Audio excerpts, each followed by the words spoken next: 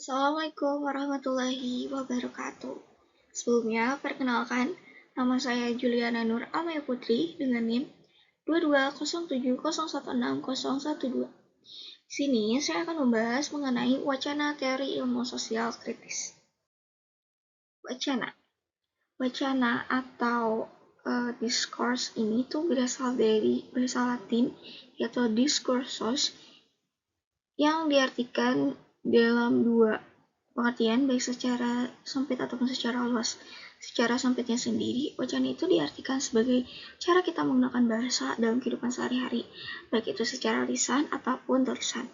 Sedangkan secara luas, wacana itu mengacu pada bahasa dalam praktik serta pola-pola yang menjadi ciri khas berbagai jenis bahasa dalam tindakan, seperti percakapan, tulisan, ataupun media, yang mencerminkan cara kita berkomunikasi dan juga berpikir. Nah, menurut Foucault, wacana ini tuh penggunaan sehari-hari merupakan sekumpulan teks ataupun tuturan yang mempunyai arti. Jadi wacana ini adalah sekumpulan pernyataan yang di dalamnya mencakup semua hal yang ditulis, diucapkan, dan juga dikomunikasikan dengan aturan tertentu. Jadi wacana ini menentukan apa yang dapat dikatakan, siapa yang berhak mengatakannya, dan gimana cara menyampaikan, serta kapan waktu yang tepat. Jadi wacana ini menghubungkan bahasa dan juga praktik, serta mencakup seluruh cara dan aturan sesuatu. Perbedaan dalam cara berpikir, menyampaikan, membuat wacana ini bersifat jamak ataupun multivokal, jadi nggak tunggal. Nah, perbedaan perspektif ini juga memunculkan beragam kepentingan dan juga kekuasaan yang membentuk wacana. Ketika dikatakan bahwa wacana ini bisa membentuk subjek, ini berarti ada berbagai wacana yang dapat mempengaruhi individu, terutama wacana yang dominan di era masyarakat tertentu. Jadi, intinya wacana ini tuh merupakan gimana sih cara berpikir, cara mengetahui dan juga menyatakan sesuatu. Nah, untuk sejarah singkatnya sendiri, wacana ini pertama kali muncul oleh Arthur Sir dan Michael Foucault. Menurutnya, wacana ini tuh diartikan sebagai suatu bentuk praktik sosial yang berperan dalam mengontrol, menormalkan, dan juga mendisiplinkan individu. Gagasan ini muncul setelah mengkaji ulang pemikiran strukturalisme Levi-Strauss, khususnya pada dua aspek utama. Yang pertama, bahwasanya bahasa ini tidak dapat diatur oleh aturan universal karena memiliki sifat yang beragam ataupun plural. Yang kedua, persoalan kekuasaan. Persoalan kekuasaan ini memiliki pengaruh yang signifikan dalam penggunaan bahasa. Foucault ini memandang bahwa wacana ini adalah satu-satunya cara untuk memahami realitas, sehingga wacana menjadi elemen kunci yang memiliki kekuatan untuk membentuk identitas kita ataupun kekuatan wacana ini. Selanjutnya adalah teori kritis. Teori kritis atau critical theory merupakan aliran yang melancarkan kritik yang paling keras terhadap modernisme. Aliran ini awalnya terbentuk di dalam Institut Penelitian Sosial atau Institute of Social Research yang didirikan oleh Frankfurt di Jerman pada tahun 1923. Yang mana lembaga ini tuh fokus pada permasalahan sosial. Secara historis, teori kritis dari Majalah Frankfurt ini lahir karena kritik-kritik terhadap gagasan dari Karl Marx. Jadi para pemikir teori kritis di Frankfurt ini itu dipengaruhi oleh tiga aliran pemikiran utama, yaitu yang pertama idealisme oleh Hegel, filsafat oleh Karl Marx, dan psikoanalisis oleh Freud. Jadi teori kritis macam ini bisa diklasifikasikan sebagai bagian dari pemikiran dari neo-Marxisme. Nah, dalam bukunya Freud, Russ, dan kawan-kawan yang berjudul The Cambridge Company to Critical Theory membagi perkembangan teori kritis menjadi tiga generasi utama, yaitu Max Havelaar, Friedrich Vollert, Herbert Marcuse, dan Theodor Adorno sebagai fase pertama teori kritis. Dalam fase keduanya, yaitu ada Jürgen Habermas yang kemudian dalam perkembangannya menjadi tokoh sentral pemikiran sosial, politik, dan juga filsafat di Eropa. Fase yang terakhir, fase ketiga, dalam perkembangan teori kritis ini diteruskan oleh Axel Hahn. Selanjutnya ada karakteristik teori kritis. Nah, menurut Hacker dalam Anwar dan Adam 2008, ada 3 karakteristik utama dalam teori kritis ini. Yang pertama, teori kritis ini ditunjukkan sebagai elemen penting untuk mendorong perubahan sosial. Jadi teori ini tuh bertujuan untuk mengidentifikasi dan juga mengubah ketidakadilan ataupun ketimpangan di dalam masyarakat. Jadi teori kritis itu nggak cuman sekedar hanya menganalisis situasi, tapi juga berupaya untuk memperbaiki keadaan sosial yang ada. Contohnya, seorang peneliti yang menggunakan teori kritis dalam penelitian pendidikannya gitu. Nah, ia tuh akan fokus kepada gimana sih sistem pendidikan memperkuat ketidaksetaraan sosial dan gimana perubahan kebijakan pendidikan dapat membuatnya lebih adil. Yang kedua, teori kritis ini didasarkan pada pendekatan berpikir yang memperhitungkan sejarah. Jadi teori ini tuh melihat bahwa kondisi saat ini juga tidak terlepas dari sejarah masa lalu. Dengan memahami sejarah, kita tuh bisa melihat akar masalah dan juga perubahan yang dilakukan. Misalnya, penelitian tentang diskriminasi rasial. Nah, jadi seorang peneliti itu akan meneliti sejarah hubungan antara ras dan gimana sih diskriminasi rasial ini terjadi dulu dan apakah itu bisa mempengaruhi kondisi saat ini. Yang ketiga, teori kritis muncul sebagai upaya untuk mengembangkan pola pikir yang menyeluruh.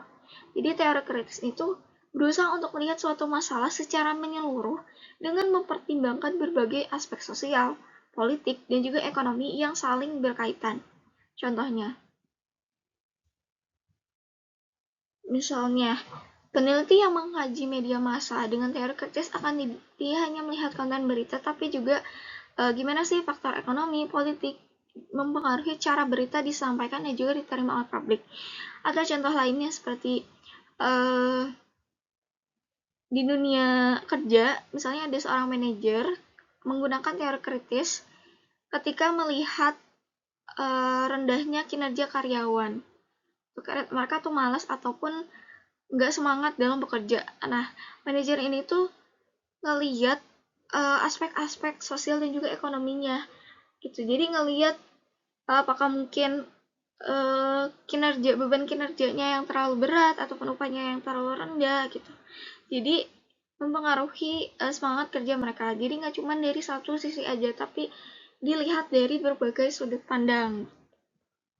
Oke, selanjutnya adalah paradigma dan teori kritis dalam wacana. Paradigma sendiri adalah orientasi dasar untuk teori dan riset. Jadi,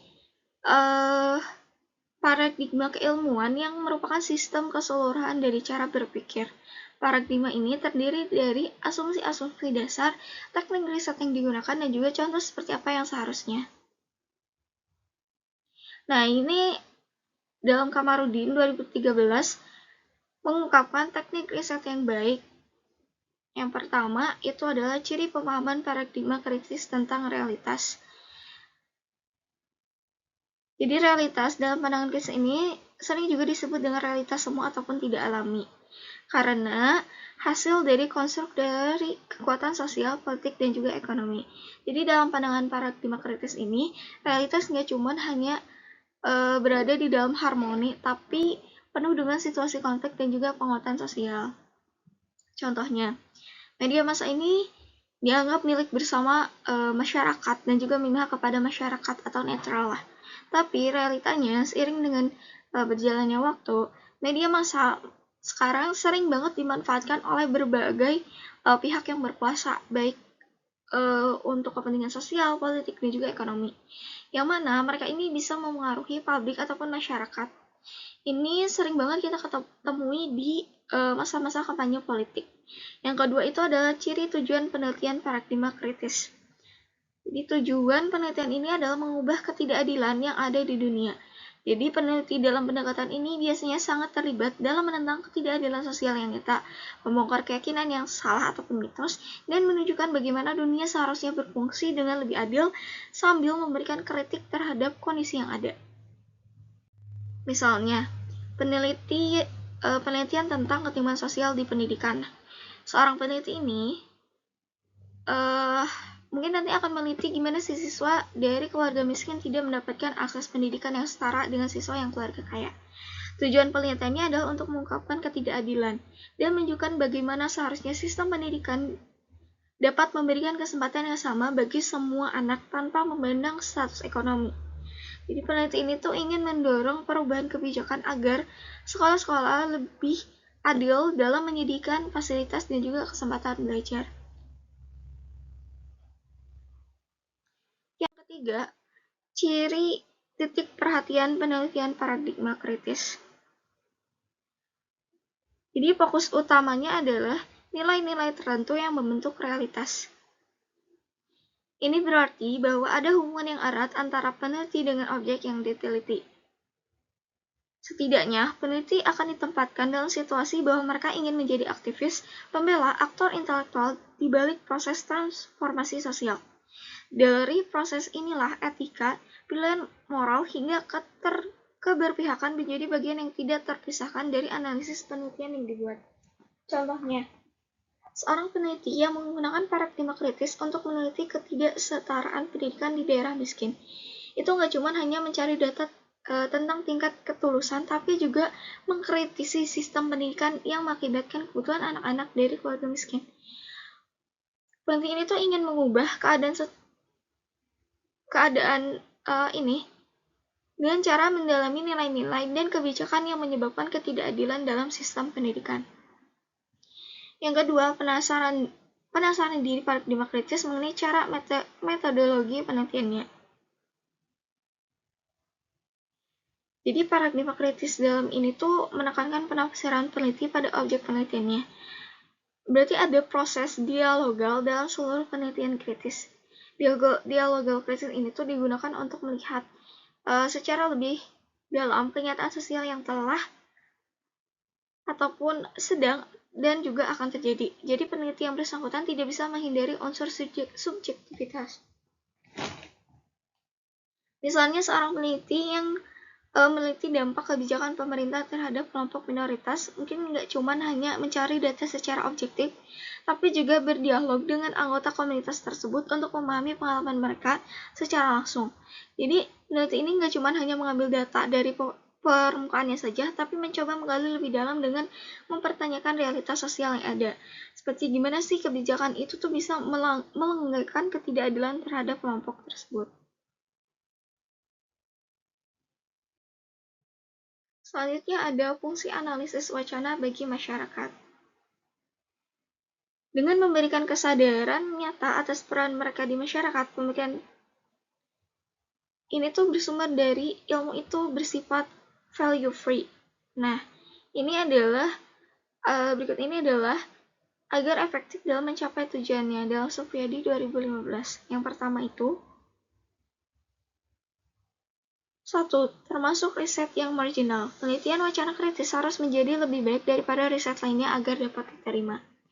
Jadi, agar bisa diterima, penelitian ini perlu menunjukkan kualitas yang lebih tinggi dalam analisis dan juga temuannya. Ini karena riset wacana kritis ini fokus kepada isu-isu yang sering kali membuat norma ataupun kekuasaan yang dominan, sehingga diperlukan adanya argumentasi yang kuat agar hasilnya dapat diterima oleh masyarakat, akademis, dan juga praktisi di lapangan.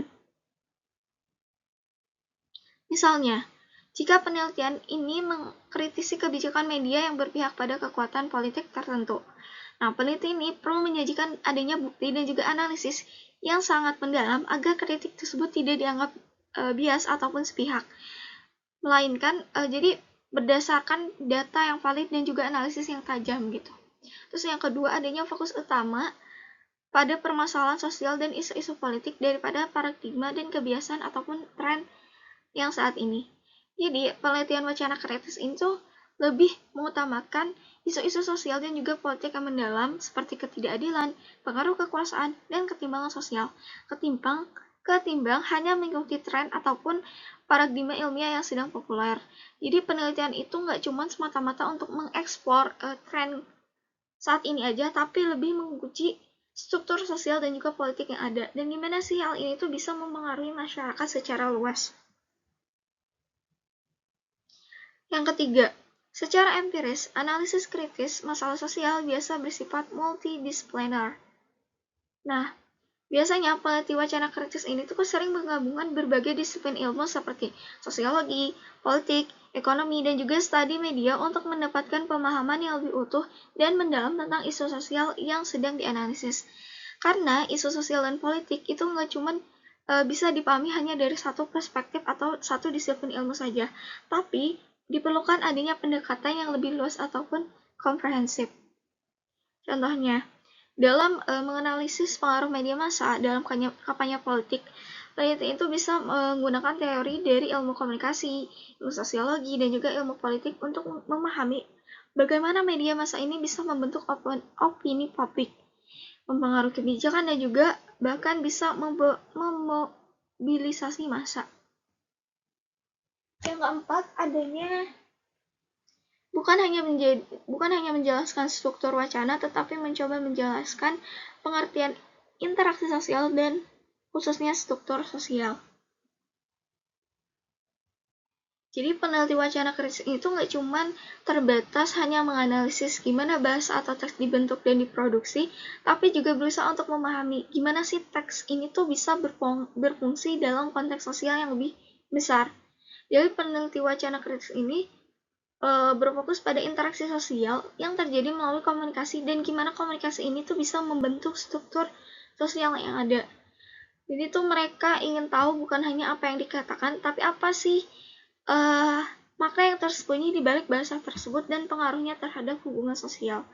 Contohnya, peneliti mengkaji gimana sih iklan ataupun kampanye di media dalam menggunakan bahasa atau simbol bisa menciptakan stigma sosial terhadap kelompok tertentu, seperti pekerja migran ataupun minoritas, dan gimana hal ini tuh bisa menguatkan struktur sosial yang sudah ada. Selanjutnya ada asumsi dasar dalam paradigma kritis yang berkaitan dengan wacana.